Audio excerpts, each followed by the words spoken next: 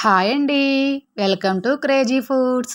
ఈరోజు నేను పిల్లల లంచ్ బాక్స్ కోసం పలావ్ రైస్ చూపిస్తున్నానండి. ముందుగా 1 గ్లాసు రైస్ తీసుకోవాలి. నేను బాస్మతి రైస్ తీసుకున్నానండి. నార్మల్ రైస్ అయినా బాగుంటుంది.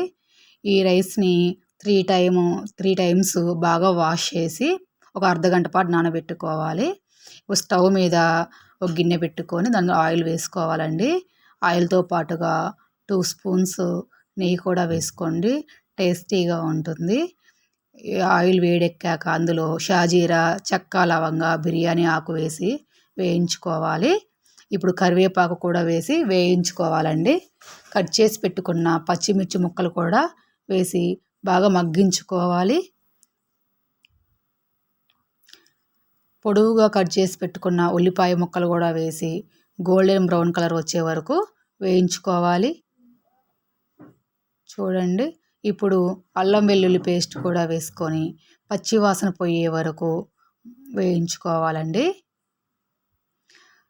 ఒక టమోటా ముక్కల్ని కూడా వేసుకోవాలి. అవి బాగా మగ్గాలండి.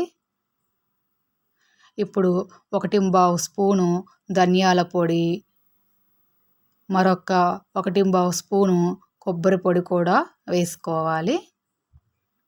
వాటిని ఒకసారి బాగా వేయించుకోండి.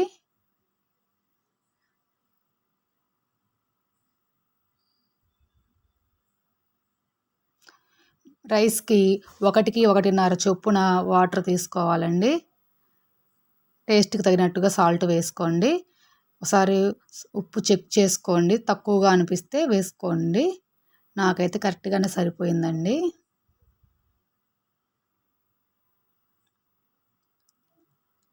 వెసరు కాగాక అందులోకి ముందుగా మనం నానబెట్టుకున్న రైస్ను కూడా వేసేసి ఒకసారి కలిపేయండి. ఇప్పుడు తరిగిన కొత్తిమీర కూడా వేసుకోవాలి. మరొక్కసారి కలుపుకోండి. మూత పెట్టేసి ఒక 10 మినిట్స్ పాటు ఉడికించుకోవాలి. చూడండి, ఇప్పుడు 90% వరకు ఉడికిందండి. ఒకసారి అలా గరిటెతోటి సైడ్స్ నుంచి అలా పైకి అలా అంటూ ఉండండి. ఇప్పుడు ఒక 5 మినిట్స్ సిమ్లో పెట్టి మగ్గించండి.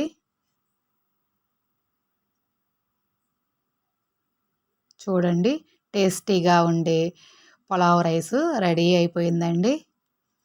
ప్లీజ్ సబ్స్క్రైబ్ చేసుకోండి. Thank you.